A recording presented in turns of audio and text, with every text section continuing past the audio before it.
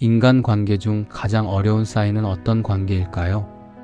어떤 관계에서 가장 많이 상처를 받을까요? 바로 가장 가깝다고 믿는 가족입니다. 그래서 의외로 주위에서 가족 간의 갈등으로 힘들어하는 분들을 자주 봅니다. 만약 당신도 가족 관계에 어려움을 느낀다면 이 영상을 꼭 보셔야 합니다. 안녕하세요. 당신만 모르고 살고 있는 모든 것을 딱 정리해드리는 남자, 딱정남입니다. 가족이라서 상대방한테 쉽게 말하고 쉽게 상처받습니다. 가족끼리 그런 것도 이해 못하니? 넌 내 말만 들어. 다 너 위해서 하는 소리니까. 가족이 없으면 너는 혼자서 아무것도 못할 거야. 이런 말을 들으면 대부분 두 가지 반응을 보입니다. 하나는 무조건 참고 속으로 쌓아두거나 다른 하나는 참지 못하고 터뜨린 후에 후회하는 것입니다. 이 두 가지 다 올바른 가족관계 유지를 위해 도움이 되지 않습니다. 이번 영상에서는 내 감정은 상하지 않고 관계도 망치지 않는 요령을 정리해드립니다. 오늘 영상은 이렇게 구성했습니다. 절대 하면 안 되는 반응 5가지, 그리고 써먹을 수 있는 대체 문장 5개, 마지막으로 가족 간의 갈등을 끝내는 3단계 공식, 이렇게 3가지로 쉽고 간단하게 정리하겠습니다. 그럼 본격적으로 시작하겠습니다. 먼저 결론부터 말씀드립니다. 가족 관계에서 중요한 것은 말싸움에서 이기는 게 아닙니다. 그것은 어떤 관계에서도 마찬가지입니다. 싸워서 얻는 것은 상처뿐입니다. 좋은 관계를 유지하려면 감정적으로 반응하지 말고 이성적인 대화 방법을 사용해야 합니다. 물론 처음에는 쉽지 않습니다. 그래서 평소에 연습이 필요합니다. 이 영상을 다 본 후 꼭 따라해 보길 바랍니다. 가족 관계는 공든탑과 같아서 노력해서 쌓으면 쉽게 무너지지 않지만 모두가 한마음으로 쌓고 지켜야 합니다. 지금부터 가족 사이에 절대 해서는 안 되는 금지 반응 5가지입니다. 무조건 참는 것은 옳지 않지만 옳지 못한 반응으로 한번 어긋나기 시작한 관계는 돌이킬 수 없습니다. 오늘의 핵심은 공격이 아니라 해결이라는 것을 잊지 마십시오. 첫 번째 금지 반응, 비꼬기. 내가 세상에서 제일 잘났지, 그치? 이 말은 내뱉는 순간에는 시원할지 모르지만 관계를 악화시키는 불씨가 됩니다. 꽈배기처럼 배 꼬인 말투는 감정을 건드리는 폭탄입니다. 그때부터가 진짜 전쟁이 시작됩니다. 대화하는 태도는 인간 관계의 기본입니다.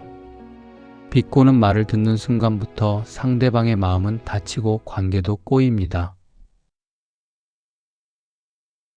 두 번째 금지 반응, 과거 꺼내기.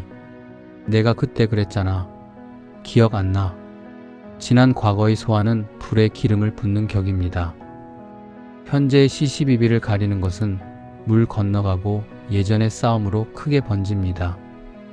예전 문제로 다시 싸우게 되면 자신만 기억하는 과거 이야기로 서로 우기기 때문에 해결의 길은 사라지고 싸움만 크게 번져 미움의 골만 깊어집니다.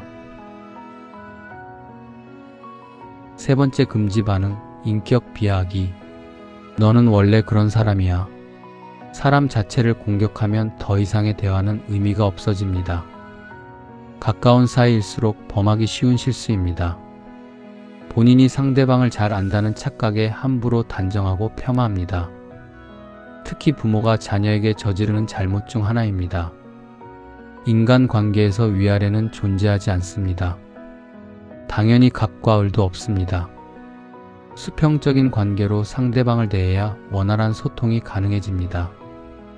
인격 비하는 동등한 관계를 깨뜨리기 때문에 대화의 길이 막힙니다.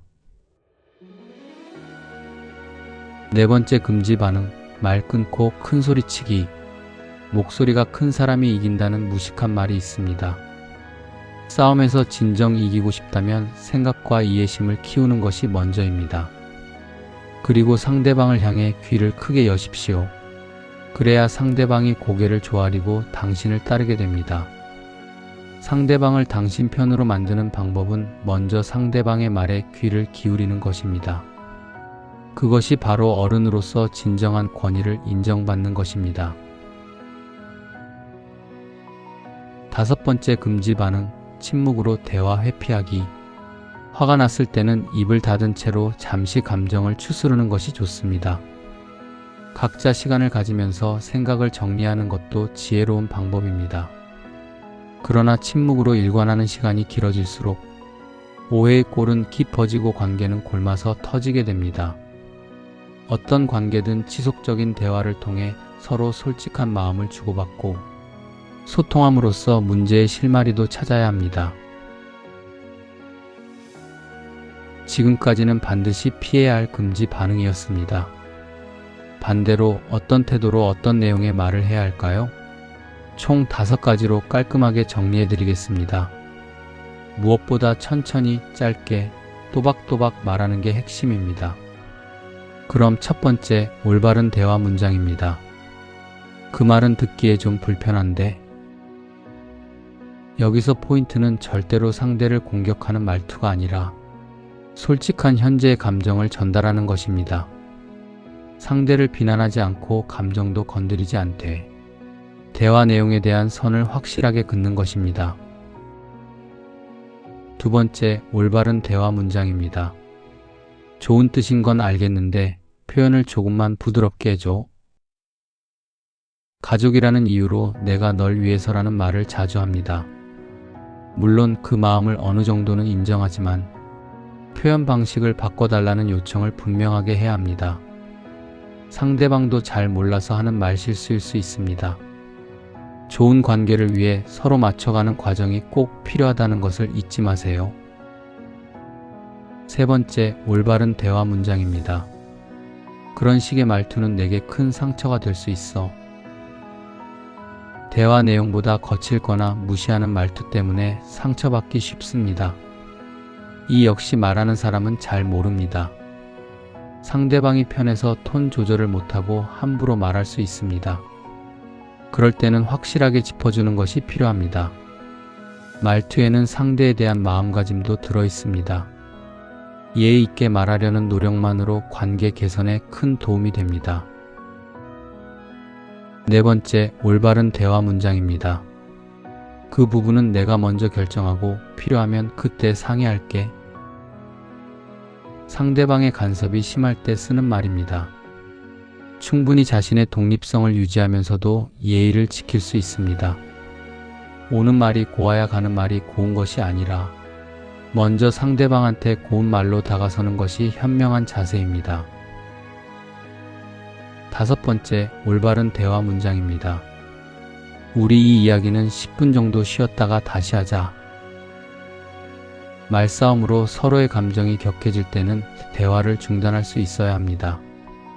때로는 멈춤은 회피가 아니라 관계를 지키는 기술이 됩니다. 잠시 시간을 가지면서 감정을 추스르고 생각을 정리하는 것만으로도 관계가 어긋나는 것을 효과적으로 피할 수 있습니다. 지금까지 소개한 5가지 문장을 사용하는 데 있어서 반드시 기억하고 지켜야 할 중요한 요령이 있습니다. 한 문장을 말한 뒤에는 반드시 2초간 쉬어야 합니다. 부연 설명이 길어지면 다시 말싸움으로 이어질 수 있습니다. 짧고 명료하게 전달하는 것이 핵심입니다. 이제는 골치 아팠던 가족 문제와 확실하게 선을 긋는 공식을 정리하겠습니다. 이 공식만 기억했다가 적용하시면 큰 도움이 될 것입니다. 첫 번째, 단정하지 말 것. 항상, 맨날, 절대 이런 종류의 단어는 피하십시오. 순화된 단어가 말투도 부드럽게 만듭니다. 부드러운 말투가 상대의 기분과 감정도 편안하게 합니다. 두 번째, 인격을 평가하지 말 것. 당신은 나빠라고 상대방을 함부로 평가하지 말고 현재 상황에 대해 이야기하는 습관을 길러야 합니다. 세 번째, 한 번에 끝내려고 하지 말 것. 가족 간 대화 습관은 한 번에 안 바뀝니다. 천천히 시간을 가지고 서로 변화하려고 노력해야 합니다. 마지막으로 오늘의 내용을 딱 세 줄로 끝내겠습니다. 첫째, 참거나 혹은 터뜨리는 이분법에서 빠져나오세요. 둘째, 위에 말했던 금지 반응 5가지를 확실하게 끊으세요. 셋째, 순화된 한 문장으로 나쁜 관계와 선을 그으세요. 이번 영상의 과제는 딱 하나만 하시면 됩니다. 오늘 나온 문장 5개 중에 내 입에 맞는 문장 1개를 정해서 메모장에 써두고 실제 상황에서 한 번만 직접 사용해 보세요. 그 한 번이 시작입니다. 가장 중요한 것은 가족 관계를 정상적으로 회복하는 것이며 그것이 행복의 첫걸음입니다. 다음 영상에서는 부탁을 거절해도 미움 덜 받는 답변 공식 3단계를 정리해 드리겠습니다. 당신만 모르고 살고 있는 모든 것을 딱 정리해주는 남자, 딱정남이었습니다. 당신의 삶에 따스한 공감을 보냅니다. 감사합니다.